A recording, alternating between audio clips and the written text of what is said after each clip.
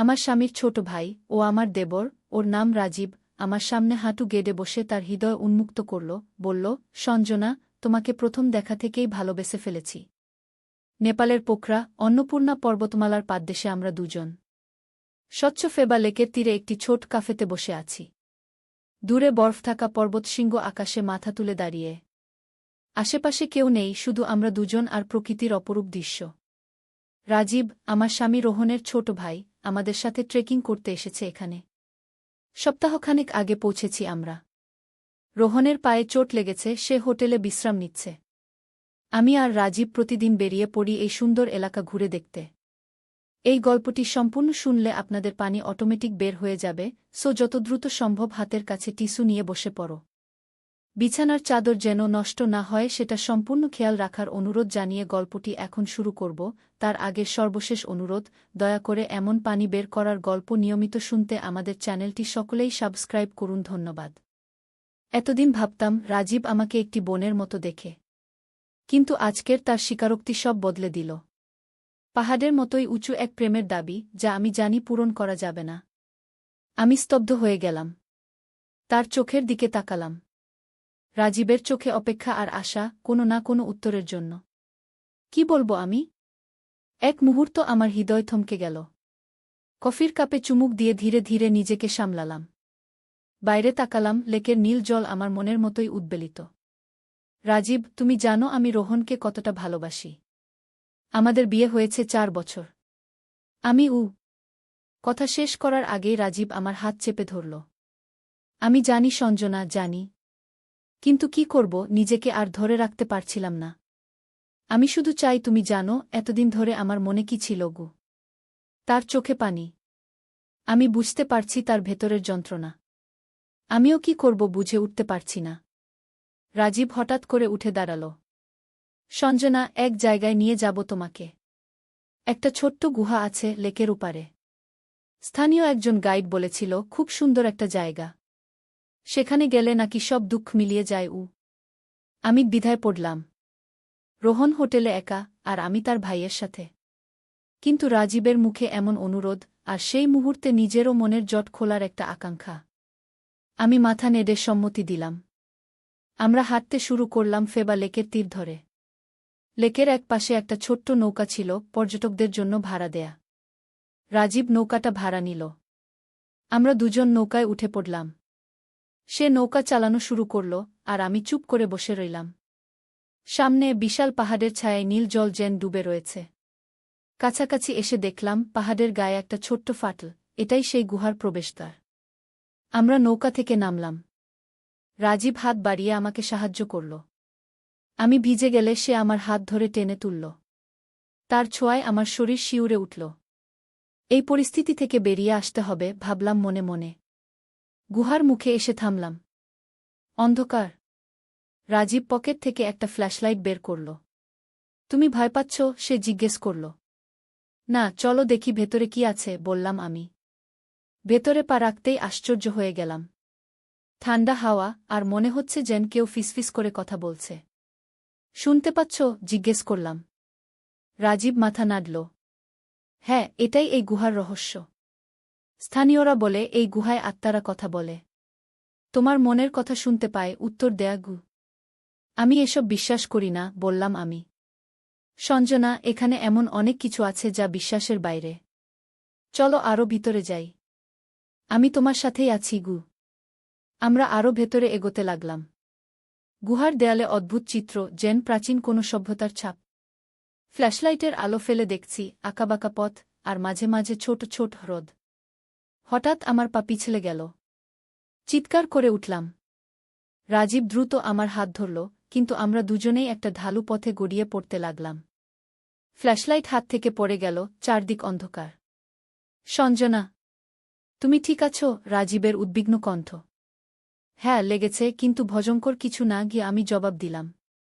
রাজীব আবার ফ্ল্যাশলাইট খুঁজে পেল।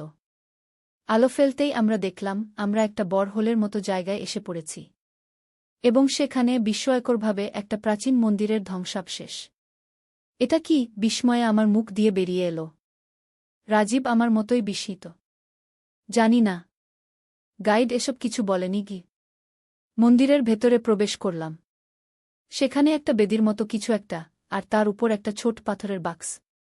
পাথরের গায়ে খোদাই করা অদ্ভুত লেখা, কোনো প্রাচীন ভাষা। রাজীব সেই বাক্সটা হাতে তুলে নিল। খুব ভারী নয় খুলে দেখো, আমি বললাম কৌতূহলে। আমার ভয় চলে গেছে। বাক্সটা খোলার চেষ্টা করল রাজীব, কিন্তু খুলছে না। লক করা আছে মনে হয়। হঠাৎ গুহার ভেতর থেকে একটা শব্দ এলো, যেন কেউ হাঁটছে। আমরা চমকে উঠলাম। কে ওখানে? রাজীব চিৎকার করে জিজ্ঞেস করল। কোনো উত্তর এলো না। কিন্তু আবার সেই শব্দ, এবার আরও স্পষ্ট, আরও কাছে। রাজীব, চলো এখান থেকে বেরিয়ে যাই। আমি ভয়ে তার হাত ধরে টানলাম। না সঞ্জনা, আমি জানতে চাই এটা কি। আর এই বাক্সটা রাজীব এখনও বাক্সটা খোলার চেষ্টা করছে। তখনই আমরা দেখলাম অন্ধকার থেকে একটা ছায়ামূর্তি বেরিয়ে আসছে। আমার বুক ধুকপুক করতে লাগল। রাজীব আমাকে নিজের পেছনে রাখল। ফ্ল্যাশলাইটের আলো ফেললাম, দেখলাম একজন বৃদ্ধ লোক, সাদা লম্বা দাড়ি, পরনে প্রাচীন পোশাক। নমস্কার, সে বলল নেপালি ভাষায়। আমরা দুজনেই অবাক। একজন মানুষ এখানে, এই গুহার ভেতরে? আপনি কে? রাজীব জিজ্ঞেস করল। আমি এই মন্দিরের রক্ষক। তোমরা কিভাবে এখানে এলে? রাজীব সংক্ষেপে বলল, কিভাবে আমরা গুহায় এসেছিলাম, তারপর পিছলে এখানে পড়ে গেছি। বৃদ্ধ লোকটি মাথা নাড়ল। 100 বছরে তোমরাই প্রথম এখানে এসেছ। এই মন্দিরের কথা কেউ জানে না। আমি অপেক্ষা করছিলাম যেদিন কেউ আসবে আমি বিশ্বাস করতে পারছিলাম না। আপনি 100 বছর ধরে এখানে আছেন? বৃদ্ধ হাসল। সময় এখানে ভিন্নভাবে চলে। আমি এখানে আছি যতদিন মনে আছে আর এই বাক্সটা? রাজীব জিজ্ঞেস করল, হাতে ধরা পাথরের বাক্সটা দেখিয়ে। বৃদ্ধের চোখ চকচক করে উঠল। সেটা খুব মূল্যবান জিনিস। এটা খোলার একটাই উপায় আছে কি সেই উপায়? আমি জিজ্ঞেস করলাম। তোমাদের মনের গভীরে যা লুকিয়ে আছে তা স্বীকার করতে হবে। সত্যি কথা বলতে হবে, নিজের কাছে, একে অপরের কাছে রাজীব আর আমি পরস্পরের দিকে তাকালাম। আমার মনে পড়ল মাত্র কয়েক ঘন্টা আগে সে আমাকে তার হৃদয়ের কথা বলেছে। আর আমি কি সত্যি করে জবাব দিয়েছি? নাকি পালিয়েছি?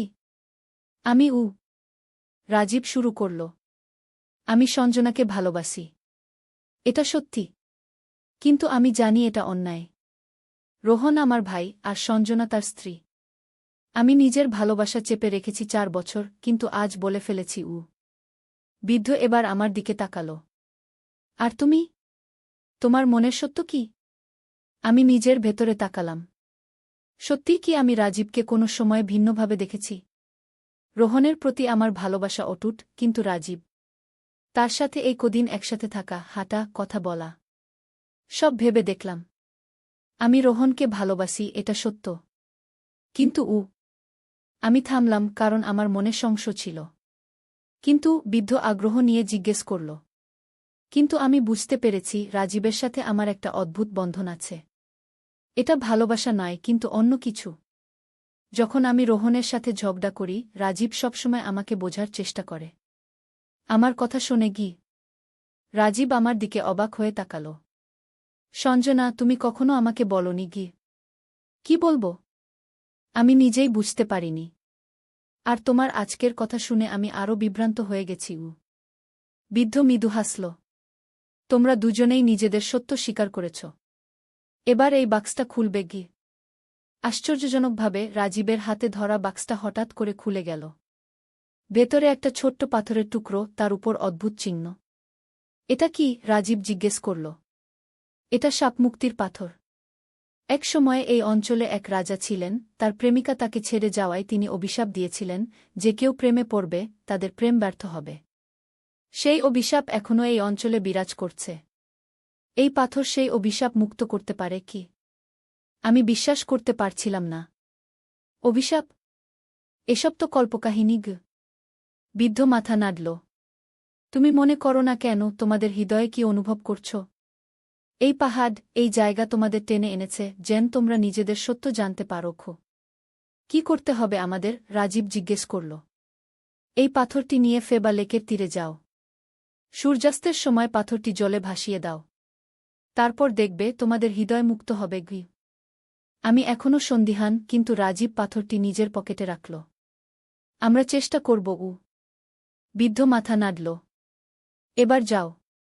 গুহা থেকে বেরোনোর পথ আমি দেখাব। বৃদ্ধ আমাদের নিয়ে গেল একটা ভিন্ন পথে, যেটা আমরা আসার সময় দেখিনি। সেই পথ ধরে আমরা সহজেই গুহার বাইরে এসে পড়লাম। কিন্তু বাইরে এসে দেখি বৃদ্ধ আমাদের সাথে নেই। কোথায় গেলেন উনি? আমি অবাক হয়ে চারদিকে তাকালাম। রাজীব মাথা নাড়ল। জানি না। যাই হোক, এখন সূর্যাস্তের আর ঘণ্টাখানেক বাকি। চলো ফেবা লেকে যাই। আমরা আবার নৌকায় উঠে লেকের অন্য পাড়ে ফিরে এলাম। কিন্তু হোটেলে ফেরার আগে রাজীব পাথরটি বের করল। তুমি কি সত্যিই এটা জলে ভাসাতে চাও?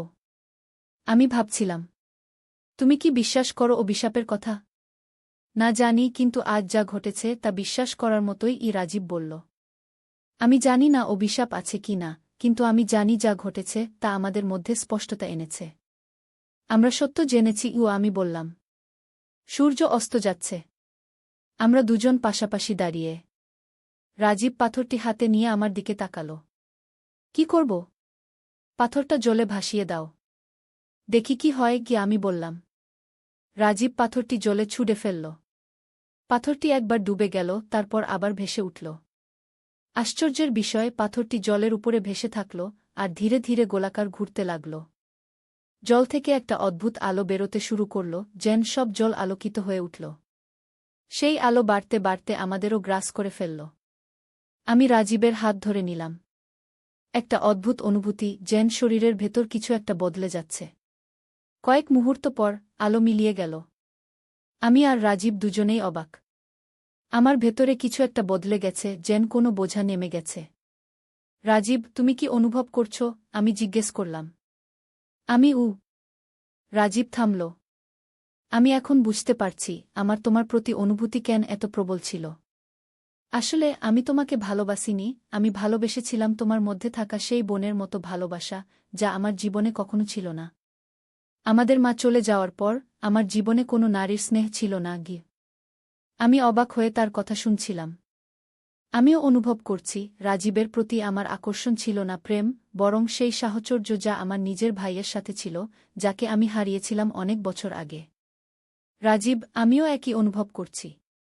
আমরা দুজনেই ভুল বুঝেছিলাম। রাজীব হাসল। সেই বৃদ্ধ ঠিকই বলেছিলেন। আমরা অভিশাপ থেকে মুক্ত হয়েছি। আমরা দুজনেই মুক্ত মনে হাসলাম, আর সেই পবিত্র মুহূর্তে আমরা এক নতুন সম্পর্কের জন্ম দিলাম, একটা সত্যিকারের ভাইবোনের সম্পর্ক। চলো রোহনের কাছে যাই। আমার মনে হচ্ছে তার সাথে আমাদের সম্পর্কে কিছু নতুন আবিষ্কার করতে পারব। আমি বললাম। আমরা হোটেলে ফিরে এলাম। রোহন বিছানায় শুয়েছিল, টিভিতে কিছু একটা দেখছিল। আমাদের দেখে উঠে বসল। কোথায় ছিলে তোমরা এতক্ষণ?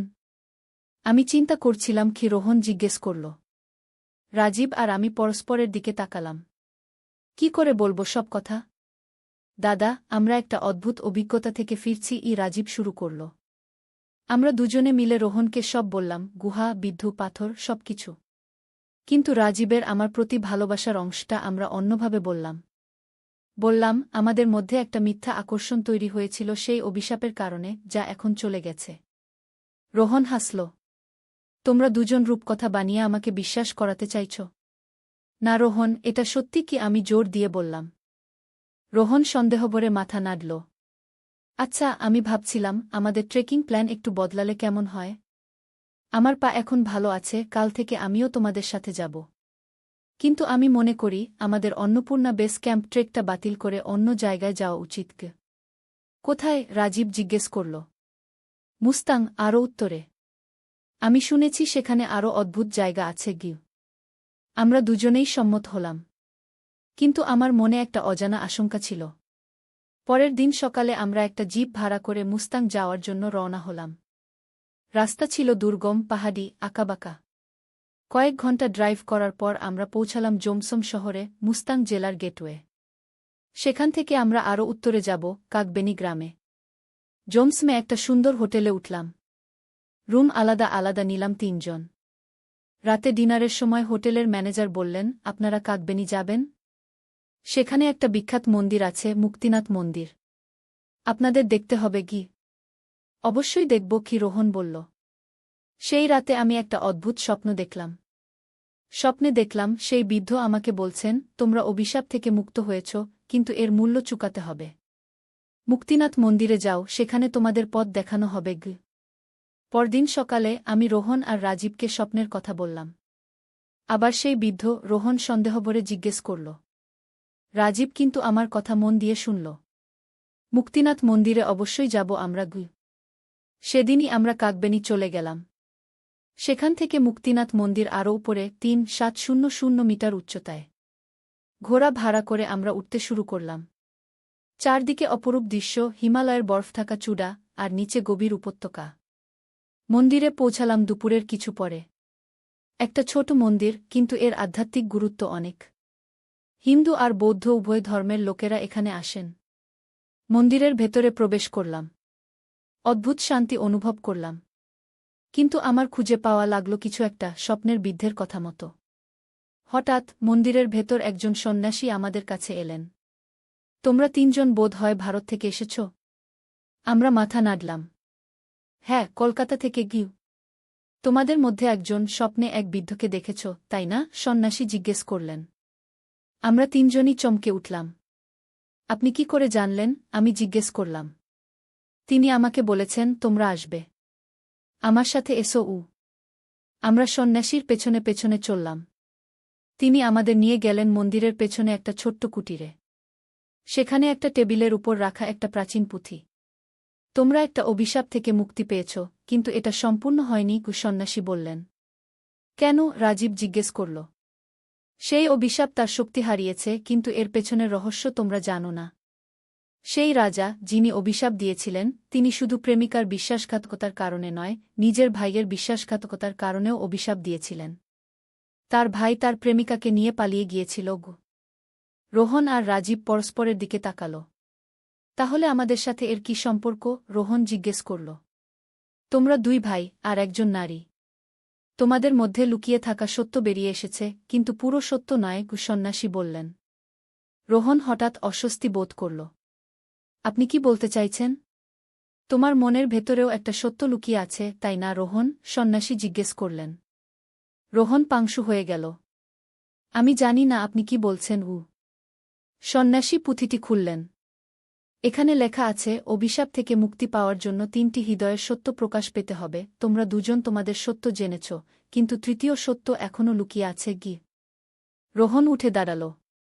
আমি আর এসব শুনতে চাই না। আমরা এখনই ফিরে যাব। রোহন, তুমি কি লুকাচ্ছ? আমি জিজ্ঞেস করলাম। রোহন আমার দিকে তাকাল, তার চোখে অপরাধবোধ। সঞ্জনা, আমি তোমাকে সত্যি কথা বলিনি। কি বলনি? আমি জিজ্ঞেস করলাম। আমার বুক ধুকপুক করছিল। আমি জানতাম রাজীব তোমাকে ভালোবাসে। আমি জানতাম সে তোমার সাথে একা সময় কাটাতে চায়।